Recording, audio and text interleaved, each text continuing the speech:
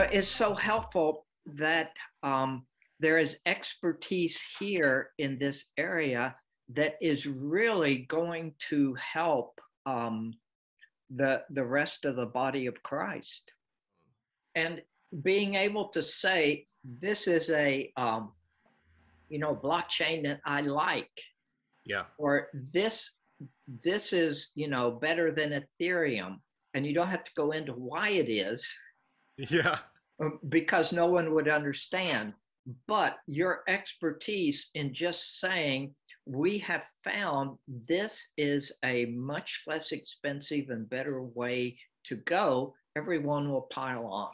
From my experience, that's why I think the beauty of you guys, more from a how-to, whereas I can tell you why I think people should be thinking about crypto and perhaps NFTs as an asset class inside of the cryptoverse, I guess, if you will.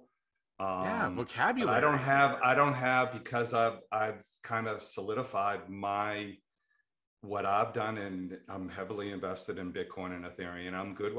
I'm trying to consolidate from 20 different coins that I've acquired over the last 4 or 5 years. I'm trying to consolidate down to more of a gold and silver mentality. That does not mean, I do have an Azuki. We are about, my son and I are about to go in and do a Ragnarok. And so I'm about NFTs and their strategies. I'm about, why are you buying this particular coin? What are you looking to achieve? What your goals are? So it's great that you guys are more of a how-to, but I can't bring that. I can't speak to why Solana or Polygon might be better than, right. another, an Ethereum platform. But what you were talking about, that just those few sentences right there is solid gold. Yeah. Because it goes with the how-to. Good golly. If you learn the how-to without learning the why, you are asking yourself for trouble and to get in trouble. You need to understand that awareness speaks to be aware of what I'm buying and why. Why am I buying that? Oh man, that is such an incredibly good question that you have to answer before you go digging for the how. You are going to build so much goodwill. Plus, the name above the sun is definitely going to be out there. Yeah. So I really see this as a win-win situation. And I agree with you, John. The only way I think you use the word expertise, and I don't know for me if it's much expertise as it is. I've got a couple of years of experience of emotions and highs and lows and that's how expertise. You manage greed and fear. And I'm sorry. It's expertise, dude. You know something, you experience something that someone else has not experienced and has no grid work. It's you come with an authority in that area. Yeah, it's hands-on experience. Technically, what makes someone an expert? They know something that someone else doesn't know. Yes, that's very century-old mentality of assigning the overabundance of trust to someone who has a name, right? Like, oh well, unless a doctor, we're all. I'm an expert. Dang it, I'm an expert because I've been doing this for 2 years. It's your job to determine if I'm a better expert than the next guy, right? That's on you. I'm going to tell you where I'm confident, and my confidence goes this far. And here's how I've earned it. I've lost money, or I've made choices, or just that I've been there. I walked that road. My freaking face is all over Malta, along with my credit card information and what cheese I like. And that's intimidating. And I've lived through it, and I'm still here, and no one has stolen my identity. And here's the thing about the expert thing. It's, you maintain that status when you are genuine. When you hit those walls, you say, I don't know, but I'm going to go figure it out for you. Yep. Yeah. Because people are like, oh, okay. So they may not know, but they know how to find out. And so that keeps them coming back. That's a really good word. That's key. Yeah.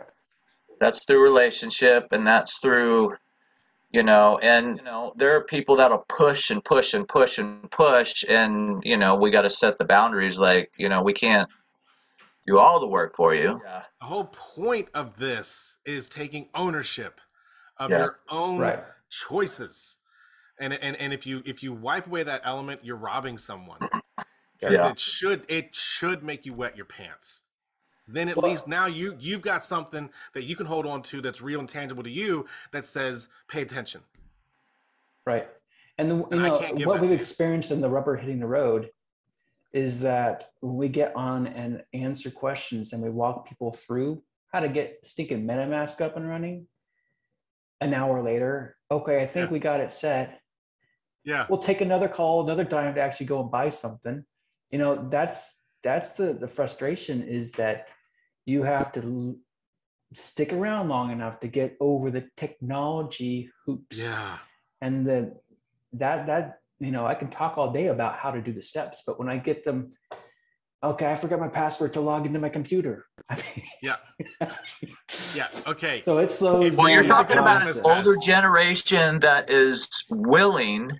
No, I'm not saying that's bad. I'm just saying that's willing a reality to do it, and that's I know we have to face. This is they want to take an hour to learn how to get into a coin and actually do it.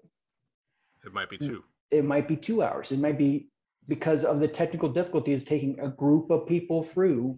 I mean, we tried to do this last year with just our team and with our community, and say, okay, make sure you get your MetaMask, make sure you do this. We even had them do some things prior to the meeting. I remember you saying that. And it's still, we spent a long time just getting up to the starting line. No, this needs to be uncomfortable if you've got trouble getting that far. It needs to be, because it's an uncomfortable level you've got to push through. Right. You have to, because it will present itself again and again and again in this industry. You have to push through that stuff, or have somebody do it for you. Whatever works. But yeah, that's my personal assistance. I would rather, me personally, like I said yesterday, pay somebody to do it for me. Yes. Yeah. I mean, because I know, like I said yesterday, I know what it does to me. And, that doesn't mean I'm not willing to learn. I want to learn, Yeah. It's just nice to have somebody to hold your hand a few times. Sure. Yes. Especially when money's involved. Absolutely. These are big steps for, a lot of people. So I feel their pain, but I also am like, I know that, for me, it's like, hopefully down the road, I'm going to be able to be an expert as well in this area. Well, I'm going to be, because I have no choice. I'm hanging out with you guys. So you guys are rubbing off on me anyways. The language and Boston C is already like, I'm rubbing off on me. So, here's a good litmus test for whether or not you're going to need some hand holding getting into crypto. If your phone makes you angry daily, right? If your phone makes you angry, if you're like, I have no cracks on my screen yet, so we're doing well. There you go. But if you're yelling, if you're that guy in the shopping, and you're like, because your phone just won't do the thing, and it's still a flip phone. What if it's like? Which there are those that have those. So and it's a lot of, may not even be technical. It may be just impatience. Maybe Siri just isn't moving fast enough. Hey, how to make it work, but it's not moving fast enough for you today. You are going to get frustrated your first hour or two in the crypto world. It will mess you up. Yeah. The first time that I tried to accept that. Yeah, we were over at Jeff's house, I think, and we were I was trying to buy Ethereum, and for some reason it wouldn't work. Yeah. And we waited it wouldn't work. And so I'm like, it was just like, I am trying to learn. I'm wanting to get into this. I am, and that's why just like how-tos are made. People make how-tos, written ones, video ones, so that people can go and read and reread. And when things finally, check this box. Oh, okay. And then they have to wait an hour with their bank to make sure this communicates. Then come back to document where they stopped and continue to the next step. Yeah. When we're on the call like this, leading someone in real time is a bad idea. Really the best thing to do is to pick one person. Yes. Even to then, walk it man, through. it's a It's crapshoot. still hard, but doing it with 10 people and waiting everybody to get to the line. Okay, everybody enter a password? No, I misspelled it. Sorry. If this was an IKEA chair, okay? If this was an IKEA chair, it's the kind of chair you need to read the instructions all the way through for real before you grab a tool. Okay? There is value in watching it happen and getting a grasp on the language. Yeah. Then you can be led through, or you can do it on your own. But there is value in just like if we, just spitballing here, if we were to get and do like what's the comment videos on YouTube? Oh crap, can't remember. Let's watch or where you're doing a voiceover on someone else's how-to, right? So grab a how-to that's decent, seriously, and then like play it. And as you go through, you get one that's chopped, that goes and doesn't waste a lot of time, like I would do right now. But it's like do this, and then you can take listen to a minute and be like, all right, the 6 words he just said you might not have heard are wallet, crypto, the idea, and just kind of give a little bit of an explanation as to why this is happening and what this is representing. So then a picture can get formed in their head and they go, okay, I understand the landscape. I still can't read the map, but at least I know that's a mountain. Okay.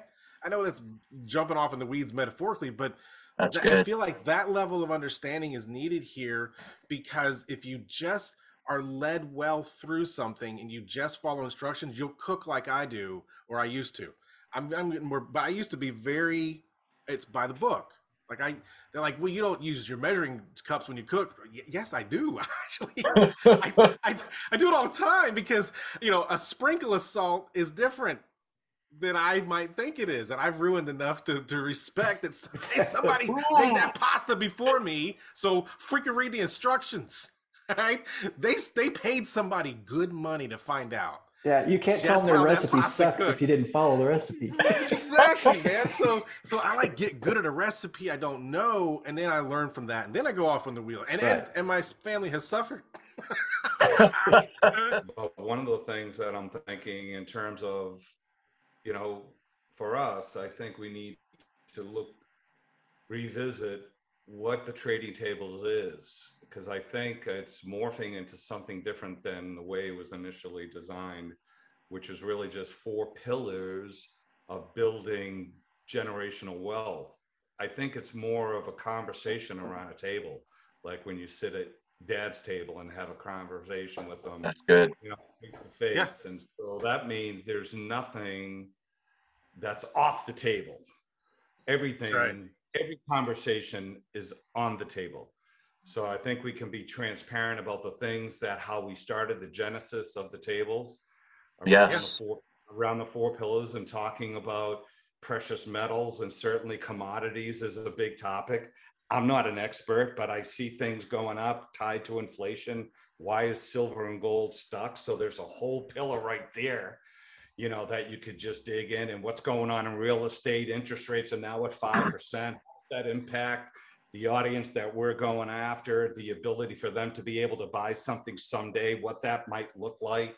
Dude, yeah, man. Certainly. Dude, together, we know more than one of us. Right. So, yeah. So, and then again, how do you guys feel about the tables?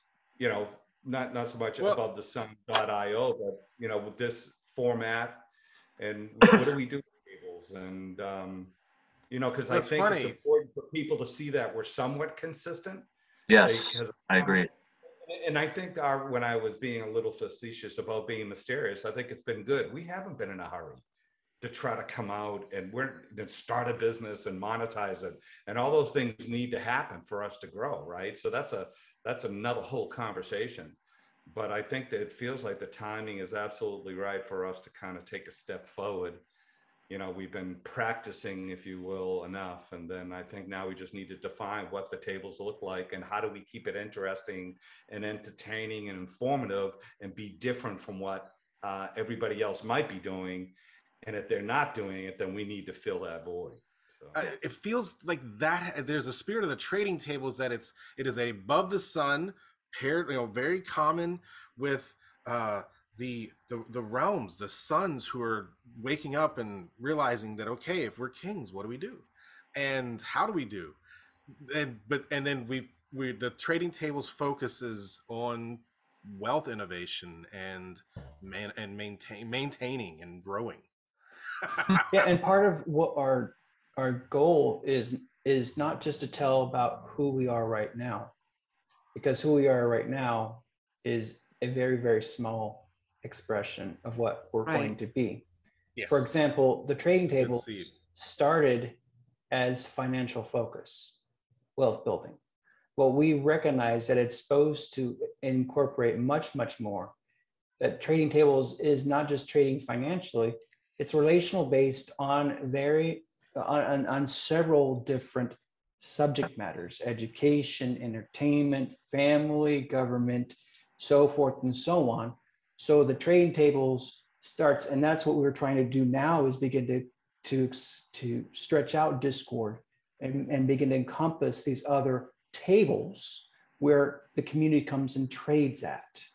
And so, part of our QRST and the idea of trading actually has a definition that incorporates all of that, not just the finances. And so we need to begin to express that aspect too, because it's not just about finances. That's where we started. That was the irons in the fire that was hot, that was cooking last year. And we are continuing to do that, but we're going to build upon it. We're building a community of decentralized grassroots luminaries who provide a ground level at the eyewitness to what's going on in the earth. And we're going to curate that among other things, but that's going to be that's the big part of what ATS is about, the big part of our community. Trading tables is going to be a place where that community can come and trade on ideas, on concepts, on strategies, and it's not just going to be finances. Sure. So the question is, what separates the sphere of trading tables within the larger sphere of above the sun? It's a component of, if ATS is the community of luminaries, right? Trading tables is a function that happens in the relationship of the luminaries. The online newspaper is a function of the luminaries interacting, networking, right? Okay. And I should flip it over. Everything is built on the relationship, QRST, right? That is universal across all things ATS. Correct. That's our foundation. And upon that, we build our functionality, whether it be seasonal or is endless. Online newspaper going on, it's going to continue to do that, right? Some things, some enterprise might rise up for ATS and it becomes a function upon QRST and it runs for a season. Maybe it's a campaign thing. Maybe it's a fundraiser, but it's a function that's born out of relationship. When the function's over, we go back to relationship. We go back to QRST. Bear in mind that QRST is a pillar that arcs with P48. Yep. Come on. So good. Opens up that portal or gateway to talk where rate relationship happens. But that's where you enter through those two pillars right there. Well, that's good. Yep. Being wealthy as a believer is a new concept for a lot of people. And so taking these baby steps into how to get the wallets and what's the reasons behind going into buying crypto or going into, getting property or investing in self. Absolutely. Besides going in and tithing and, putting all your money into the church where, you may not see it or the fruits, aren't manifesting. So, how do we, the only way we're going to do that and have any type of trust to actually, to bring those into crossing over the threshold is having those baby step conversations with them. That's good because that really, relationship is important, you know, and people aren't used to being asked, okay, how are you really doing this process? How does this really make you feel when you are having to, you know, figure out things, you know? And in the process, you know, we go through the relationship part of it, but at the same time, we're keeping on track in where we're wanting to go. Well, and that's the I thing agree. is you dig into what you say you are. You know, you say, I'm this 1, 2, 3, 4. These are my pillars. And then people ask you about them. And then you have to go give them more depth. Digging into that, you discover, well, that's a load of crap. Or I didn't know what I was talking about. I got to reframe that. Matter of fact, like, you know, I use the word algorithm for synergistic, right? I don't understand what that was. I thought I understood the word means, but I went and got the definition. I'm like, oh shoot, that's not the right word. Glad I didn't send that post out. And then I started digging into, well, what am I talking about? What was I really thinking about? And logarithm is the word I actually was thinking about, or I really was. Well, that's not even exactly, because then I'm tying it to what scripture says in Deuteronomy. Yeah, Deuteronomy. It says, you know, how can one put 1,000 to flight and 10,000 to flight? You know, and this idea, and then Yeshua uses the same.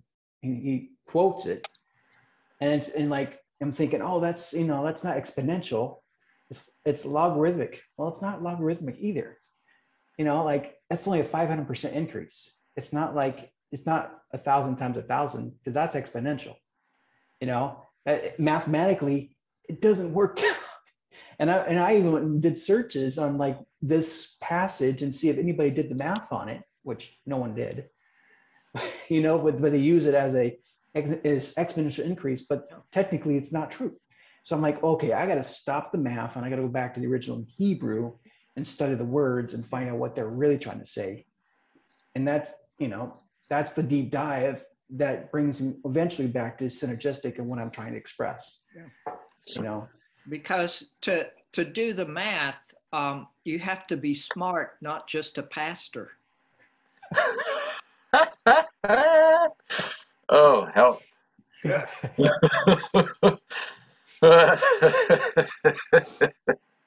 Well, you're onto something there. The church loves to take these ideas that we heard that sound so great and spat them off as new doctrine, and then when you dig into it, like revelation. That doesn't just put mean quantum in front of it. Just put quantum in front of it. That's another word right there. We totally. Oh my gosh. That scene in Ant-Man when he's like, what is this? What does it mean? He's like, you guys just put quantum in front of everything? And Nicole and I were like, oh gosh. Yeah, and it sounds pretty good. much. Sounds cool, John, right? Yeah. It does. Me. What's that? The Princess Bride is like, I don't think that's where it means what you think it means. Totally. I'm not sure I know exactly what it means, so don't look at me either. And then the people of the world just shake their head like, these guys. They just supported my opinion of them. Hey, well, what pill are you going to take? Are you going to take the regular pill or the quantum pill? Come on. 9 out of 10 cats would choose. I don't see anything. Pill. That's why it's quantum. It's nano. You can't see the pill. You just pick it up by faith and eat it. Put a little sea salt on it if you want. What do you want? I don't see it. I don't see it. It's quantum. I don't smell it, feel it, or touch it. That's the quantum. Exactly. That's when you know it's good. The point is entangled. Yeah, that's right. That's good. That's funny.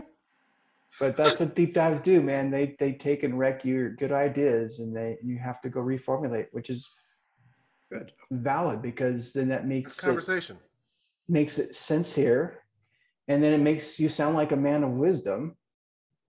You know, what was it said of Daniel? He was a man of spirit and wisdom. Like, he understood both realms excellently, so he could talk among kings and not look stupid. right?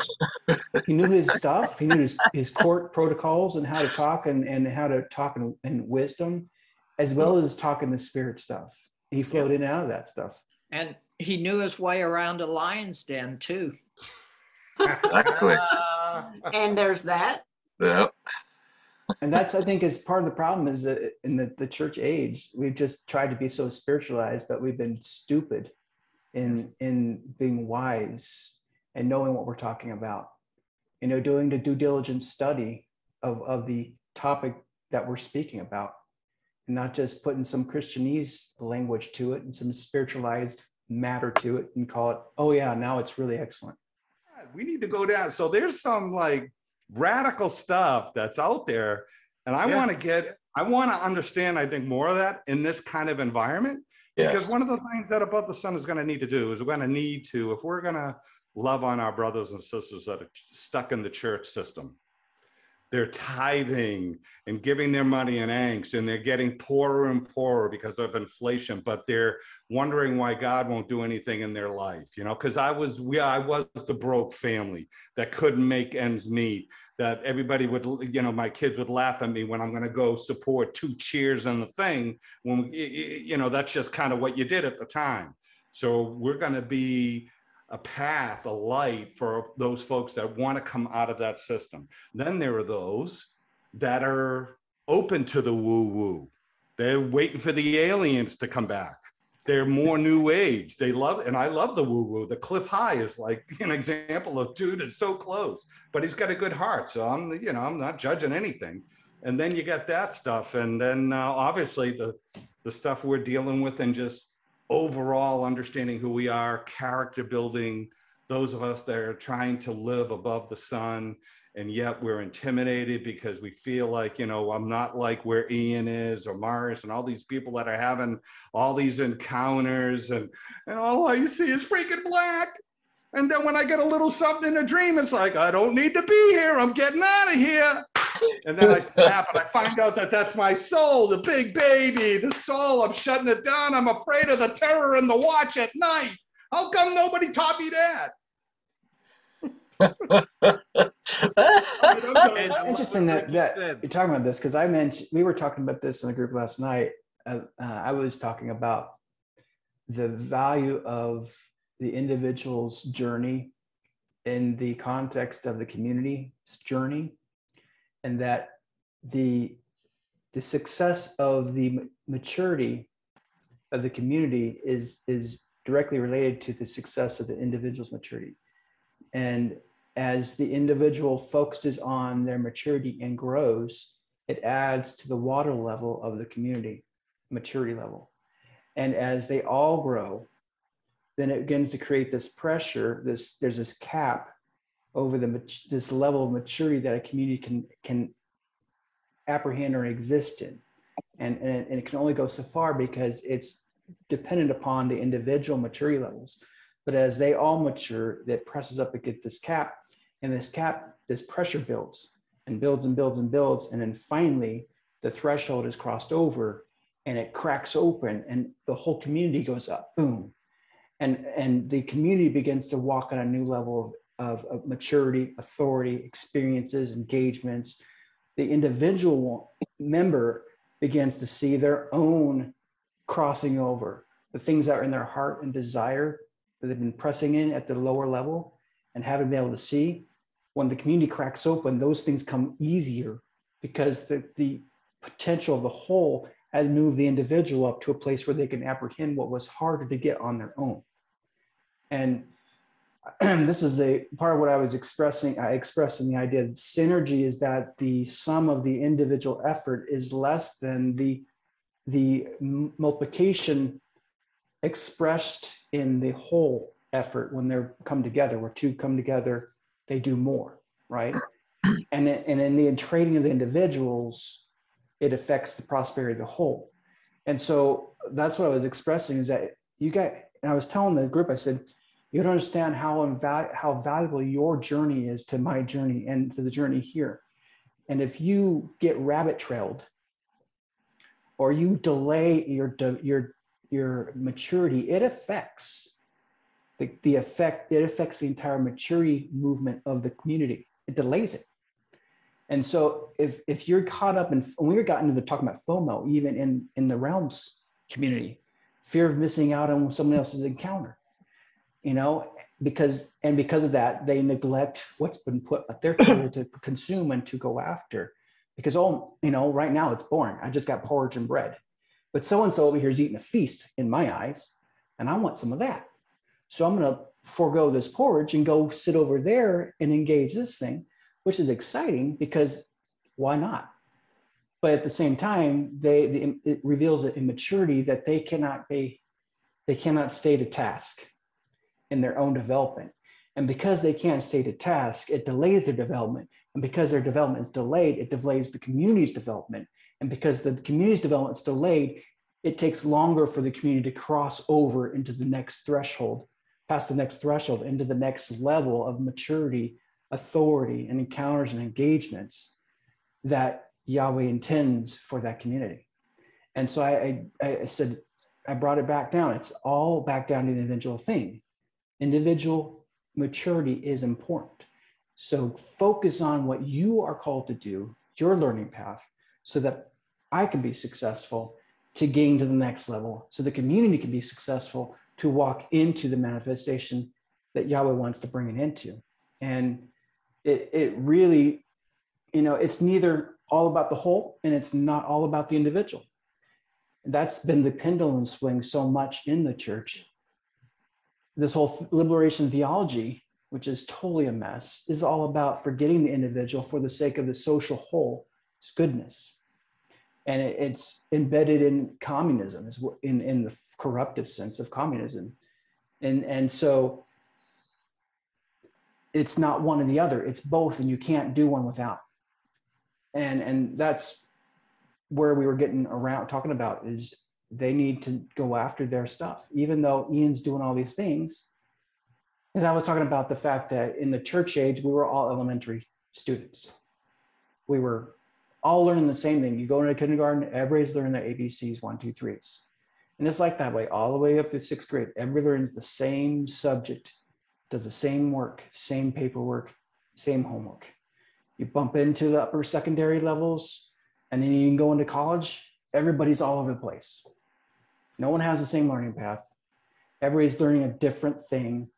And that's what it felt like when we stepped into the realms. It's like, I walked into Disneyland and I got so many different places to go and so many different people to talk to. And I don't know which one to do and who to say, and what to say, who to talk to, right? Because there's so much to be done. And so my brother over here is doing this and engaging with that. And I want to be moving and growing too. So I just try this and I try this and I try that. And when we first step in, we just go crazy. And it's a smorgasbord. And that's great. But then year 2, you need to hone in and start getting to task of what you're called to do.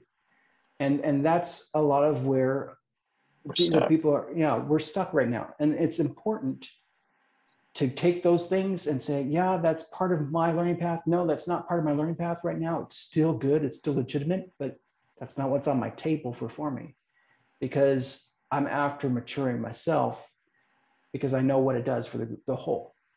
And that's part of the transitional stage that right now the realms people are in, is there's been so much great stuff, but now it feels overwhelmed, and they don't know what to do. And they're searching for someone to say, just tell me what to do, and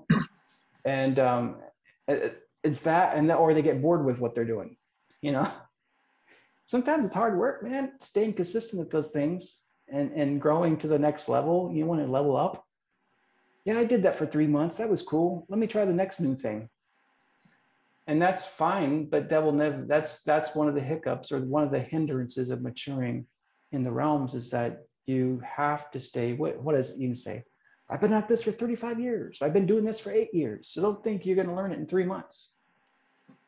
Yeah, I gotta get comfortable with the idea of maturity as a whole.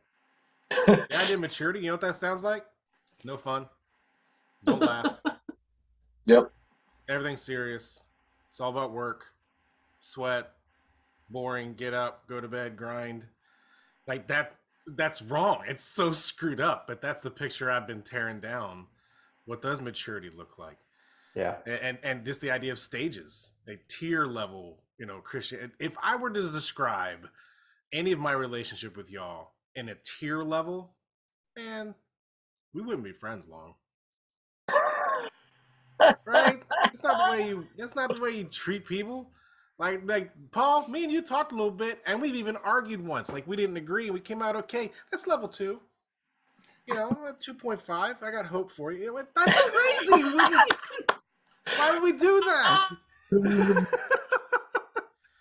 Maturity is not checking the boxes, and I know that, and we've heard it. It's been so overused. It's a marketing scheme. Church outside the box. Woo! Okay, fine. I was showing this video to my son, to Nate's gotten hooked on. I love how he latches on things. It's his strength and a weakness.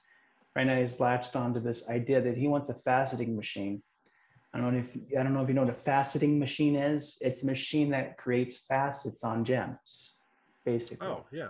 It's a machine, and it's angles, it's all precise measurements, turns. Yeah. And we watched a 11-minute video of this guy took a Brazilian amethyst, about 90 carats, and he made all the facets, got it down to just over 30 carats. The thing was gorgeous. I mean, the amount of facets this guy put onto it, but the process is mundane. Yeah. And it is like you got to change the grit level.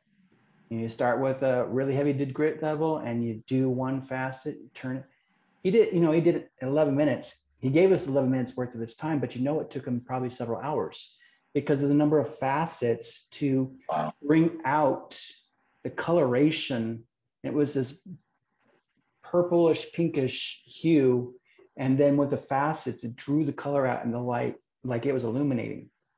But he had this blueprint piece of paper that showed all the different facets that needed to be cut. So he had to go through, cut each facet, top and bottom, the crown and the pavilion is what they call the bottom part, and basically cut them and then sand them and then to polish them. It's a lot of process, a lot of work, and tedious. But as you're watching it happen, you look at the beauty that's starting to come out of it. Like when he finally did his first polish, and then he had a little magnifying glass, you could see in just slight movement of the gem, so that light could catch the different facet, you could see the significant change in the quality and the nature and the character of the gem. Just from going from a sanding to a polishing. And then when he'd finished it was like, oh my gosh, it's gorgeous. And you're like, that's maturity right there. Is the tedium that you have to go through to become this gorgeous gem. And when you get that in your focus, that's what I'm becoming, it makes the tedium and every step worthwhile. Even when you get a sword back. What do they call that individual that does that? Gemologist? I don't know. Now would be a study of gems. I don't know what they call them. Okay, so I mean, this is not rocket. Am I the only one that's picking up? Do you know how prophetic what you just described? What your son wants to do? What he's talking about? Taking a gem and I'm like, faceting. And what is he talking about? Going into it. Everything you just described is what our Father is doing with us. Exactly. Somebody help me. Yep. Yeah. This is what Dad does to his sons, dude. That's right. That's what it is. That's the maturing process. Help me understand. Yeah. Where did I miss it? Did I take a left turn? I don't think so.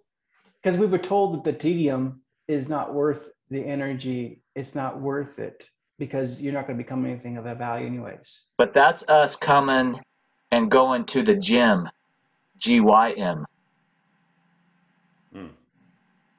Yep. That's the workout, walking it out till we can become the GEM. We already are the GEM. It is. That's the thing. Hidden in the rough, Exactly. I hate or trying to get buff. Yeah. But that's the thing. And for me, that's what makes all the hard work, blood, sweat, and tears, because I know I can see it. I can taste it. I can smell the gem at the end of this thing.